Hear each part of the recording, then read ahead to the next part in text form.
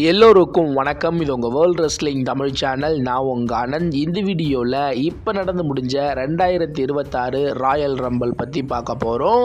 So வீடியோக்குள்ளே போகிறதுக்கு முன்னாடி நம்மளோட சேனலை சப்ஸ்கிரைப் பண்ணல அப்படின்னா சப்ஸ்கிரைப் பண்ணிக்கோங்க.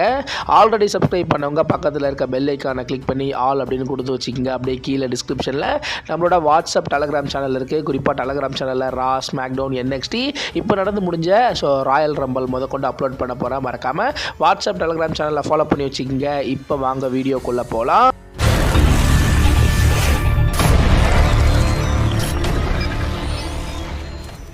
ஃபைனலி பார்த்தீங்கன்னா 2026 ராயல் ரம்பிள் ஒரு வழியாக நடந்து முடிஞ்சிருச்சு.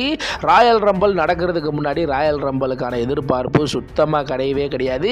இப்போ ராயல் ரம்பிள் முடிஞ்சதுக்கப்புறம் ஒரு பயங்கரமான ஒரு சாட்டிஸ்ஃபைடான ஒரு பேப்பரையும் பார்த்த ஒரு ஃபீல் இருக்குது. ரெசில்மேனியாவுக்கு ஒரு ஹைப்பையும் WWE கிரியேட் பண்ணியிருக்காங்க. நிறைய மேட்சஸோட லீடையும் பார்த்தீங்கன்னா இந்த ராயல் ரம்பிளில் கொடுத்துருக்காங்க. ஸோ இந்த வருஷம் ராயல் ரம்பிளை பொறுத்த வரைக்கும் WWE US நடத்தல, சவுதி அரேபியாவில் நடத்திருக்காங்க.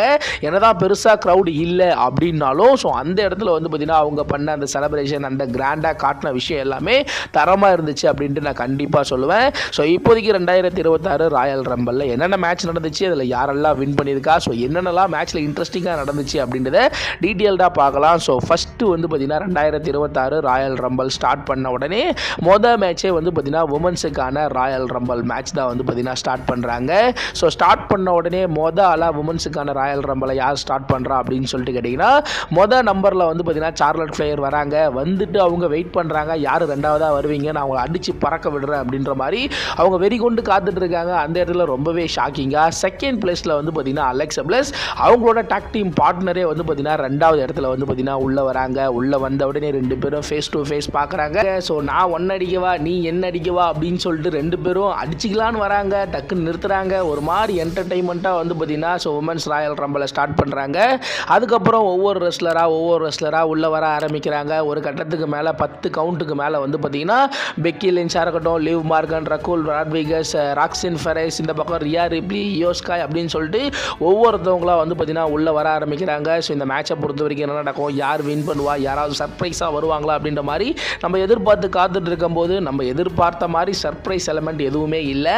பியாங்கா பிளேரா வருவாங்க அப்படின்னு எதிர்பார்த்தோம். அவங்களும் பார்த்தீங்கன்னா ரிட்டன் ஆகலை. குறிப்பாக பார்த்தீங்கன்னா நம்ம யாரும் எதிர்பாராத ஒரு ஷாக்கிங் ரிட்டன் அப்படின்னா ஸோ ஒரு சிலவங்க பார்த்தீங்கன்னா அதர் ரெஸ்லிங் கம்பெனிலேருந்து பார்த்தீங்கன்னா உள்ளே வந்தாங்க. அது இல்லாமல் பார்த்தீங்கன்னா ப்ரீ பெல்ல பார்த்தீங்கன்னா ரொம்பவே ஷாக்கிங்காக பார்த்தீங்கன்னா சர்ப்ரைஸ் ரிட்டன் பார்த்தீங்கன்னா கொடுத்துருந்தாங்க. இதுதான் அதுலேயும் 30வது என்ட்ரன்ஸாக பார்த்தீங்கன்னா டிஃபனி ஸ்டாட்டன் ரொம்ப நாள் கழிச்சு அவங்க பார்த்தீங்கன்னா ரிட்டன் வந்திருந்தாங்க. உண்மையிலே இந்த மேட்ச் சூப்பராக இருந்துச்சு. இந்த மேட்சை பொறுத்த வரைக்கும் ஒரு பக்கம் ஜட்ஜ்மெண்ட் டே டீம் தரமான ஒரு பெர்ஃபார்மன்ஸை கொடுப்பாங்க. எல்லாருமே டீமாக இருந்து இந்த மேட்சை பார்த்தீங்கன்னா நல்லா லீட் பண்ணி செமையாக பார்த்தீங்கன்னா கொண்டு போவாங்க. யார் தான் வின் பண்ண போகிறா, என்ன தான் நடக்கும் அப்படின்ற மாதிரி ரொம்பவே க்ளோஸாக போகுது. ஒரு கட்டத்தில் பார்த்தீங்கன்னா ஸோ ஜட்ஜ்மெண்ட் டே டீம் பயங்கரமாக பார்த்தீங்கன்னா டாமினேட் பண்ணி ஒவ்வொருத்தவங்களும் எலிமினேட் பண்ணிட்டு இருப்பாங்க. அதுலேயும் ஒரு கட்டத்தில் லிவ் மார்கன், ரகுல் ராட்விகஸையே பார்த்தீங்கன்னா அவங்க எலிமினேட் பண்ணுவாங்க. ஏன்னா கடைசி நேரத்தில் நமக்கே அவங்க எதிரியாக வரக்கூடாது அப்படின்னு சொல்லிட்டு அவங்களே எலிமினேட் பண்ணுவாங்க. அதனால அவங்களுக்கு இடையில ஒரு சின்ன கிளாஷ் வர மாதிரி பார்த்தீங்கன்னா காமிக்கிறாங்க. ஸோ அதுக்கப்புறம் இந்த மேட்ச் உண்மையிலே ஒரு தரமான மேட்சாக போகுது. யோஸ்காயாக இருக்கட்டும், ஆஸ்காவாக இருக்கட்டும், அதே மாதிரி கைரிஷனை பார்த்தீங்கன்னா ஸோ ஆஸ்காவை பார்த்தீங்கன்னா எலிமினேட் பண்ணுறாங்க. குறிப்பாக டாக் டீம் பார்ட்னருக்குள்ளேயே எலிமினேட் பண்ணிக்கிற மாதிரி நிறைய ஒரு எலமெண்ட் பார்த்தீங்கன்னா வச்சுருந்தாங்க. உண்மையிலே சூப்பராக பார்த்தீங்கன்னா இருந்துச்சு. ஸோ ஃபைனலி பார்த்தீங்கன்னா ஒரு 2 பேர் இருந்தாங்க. அவங்க பார்த்தீங்கன்னா ஒன்று ஸோ டிஃபனி ஸ்டாட்டன், இன்னொன்று பார்த்தீங்கன்னா லிவ் மார்கன். நம்ம ப்ரெடிக்ஷனில் சொன்ன மாதிரி ஒன்று பார்த்தீங்கன்னா லிவ் மார்கன் வின் பண்ணுவாங்க. அப்படி இல்லை ஸோ பியாங்கா பிளேரா ரிட்டன் வந்தாங்கன்னா பியாங்கா பிளேரா வின் பண்ணுவாங்க அப்படின்ற மாதிரி நம்ம ப்ரெடிக்ஷனில் சொல்லியிருந்தோம். பியாங்கா பிளேரா வரல, அதுக்கு பதிலாக பார்த்தீங்கன்னா லிவ் மார்கன் இருக்காங்க. ஃபைனலி லிவ் மார்கன் டிஃபனி ஸ்டாட்டனை எலிமினேட் பண்ணி ஸோ அவங்க 2026க்கான உமன்ஸ் ராயல் ரம்பிளை பார்த்தீங்கன்னா வின் பண்ணுறாங்க. ஸோ வின் பண்ணிவிட்டு ஒரு பயங்கரமான செலிப்ரேஷனோட அவங்க ரெசில்மேனியாவுக்கு போகிறதுக்கான ஒரு செலிப்ரேஷன் பண்ணிட்டு பார்த்தீங்கன்னா அந்த இடத்த விட்டு பார்த்தீங்கன்னா கிளம்புறாங்க. உடனே இதே ராயல் ரம்பிளில் பார்த்தீங்கன்னா ஏஜே ஸ்டைலோட கடைசி மேட்சை பார்த்தீங்கன்னா நம்ம பார்க்க போகிறோம்.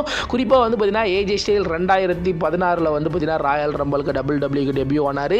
2026 10 வருஷம் கழிச்சு அவர் இன்றைக்கி நடக்கிற ராயல் ரம்பிளில் ரிட்டையர் ஆவார் அப்படின்றத நம்ம யாருமே எதிர்பார்த்துருக்க மாட்டோம். ஸோ குந்தர் வர்சஸ் ஏஜே ஸ்டைலுக்கான ஒரு சிங்கிள்ஸ் மேட்ச். இந்த மேட்சை பொறுத்த வரைக்கும் உண்மையிலே ஒரு சூப்பரான மேட்ச்சு. ஏஜே ஸ்டைல் தன்னோட கடைசி மேட்சை வேறு லெவலில் வந்து பார்த்தீங்கன்னா பண்ணி கொடுத்துட்டு போயிருக்காரு. குறிப்பாக குந்தராக இருக்கட்டும், ஏஜே ஸ்டைலாக இருக்கட்டும், ரெண்டு பேருமே விட்டு கொடுக்காம வேறு லெவலில் ஃபைட் பண்ணாங்க. ஒரு கட்டத்தில் ஏஜே ஸ்டைல் வந்து பார்த்தீங்கன்னா குந்தரை பீட் பண்ணிவிடுவார், நான் ரிட்டையர்மெண்ட்லாம் ஆக மாட்டேன் அப்படின்னு சொல்லிடுவார் அப்படின்னு சொல்லிட்டு நான் பயங்கரமாக எதிர்பார்த்தேன். அந்த அளவுக்கு விட்டு கொடுக்காம ஒரு தரமான ஒரு பெர்ஃபார்மன்ஸை கொடுத்தாங்க. எனக்கே ஒரு கட்டத்தில் இந்த மேட்ச் ரொம்ப எமோஷ்னலாக போச்சு. ஒரு கட்டத்தில் ஸோ கண்ட்ரோலை மீறி ஏஜே ஸ்டைல் வந்து பார்த்தீங்கன்னா குந்தர் அடிக்கிறாரு. குந்தர் பயங்கரமாக சீட் பண்ணி இந்த மேட்சை ஜெயிச்சே ஆகணும், ஸோ நான் வந்து பார்த்தீங்கன்னா ஸோ ரிட்டையர் பண்ணோட எல்லாரையும் அப்படின்னு சொல்லிட்டு அந்த அளவுக்கு அவரும் பயங்கரமான ஒரு பெர்ஃபார்மன்ஸை கொடுக்குறாரு.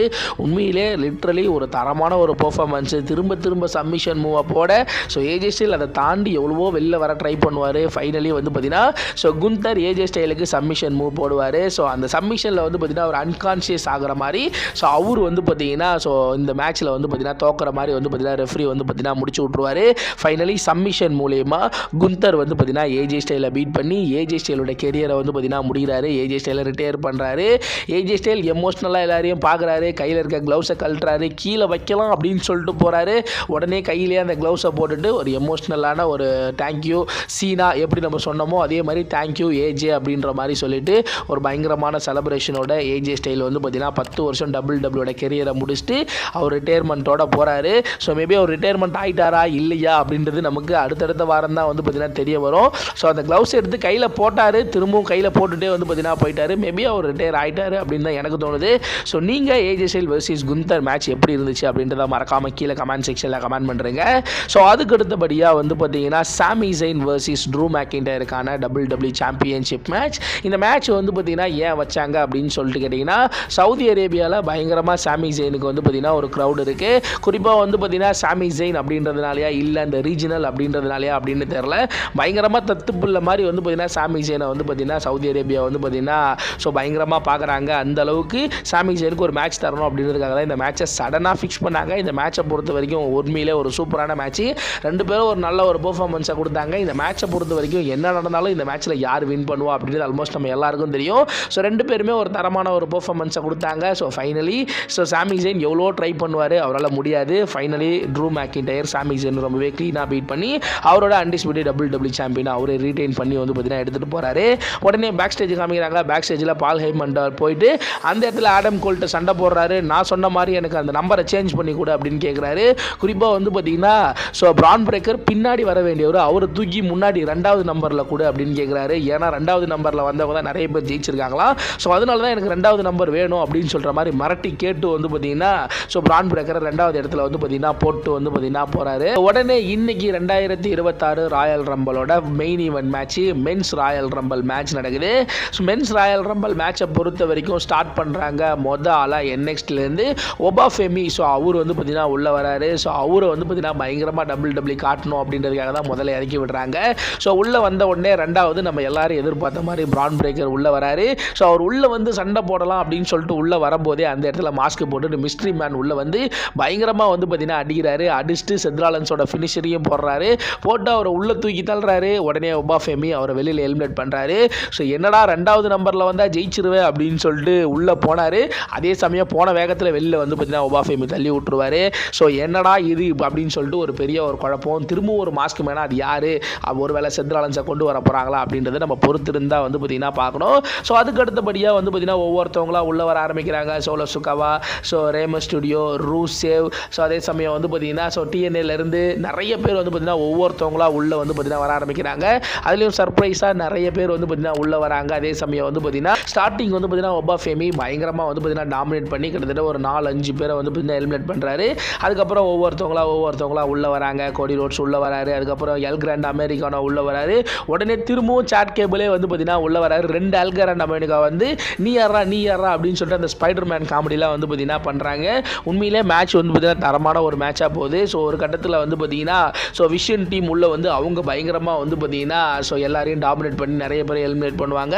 ஒரு கட்டத்தில் அப்போ வந்து பார்த்தீங்கன்னா LA நைட் உள்ளே வந்து LA நைட் விஷன் டீமை வந்து பார்த்தீங்கன்னா பயங்கரமாக வந்து பார்த்தீங்கன்னா வெளியில் தள்ளி விட்றாரு. எல்லாரும் எலிமினேட் பண்ணுறாரு. உடனே பிராக் லெஸ்னர் உள்ளே வராரு. பிராக் லெஸ்னர் உள்ளே வந்து அவர் தரமாக ஃபைட்டை பண்ணி எல்லாரையும் அடிச்சு தூக்கி வெளில போடுறாரு. அதுக்கப்புறம் வந்து பார்த்தீங்கன்னா ரோமன் ரிங்ஸ், ஜேக்கப் ஃபாட்டு, ராண்டி ஓட்டன் அப்படின்னு சொல்லிட்டு ஒவ்வொருத்தவங்களா உள்ளே வந்துட்டே இருக்காங்க.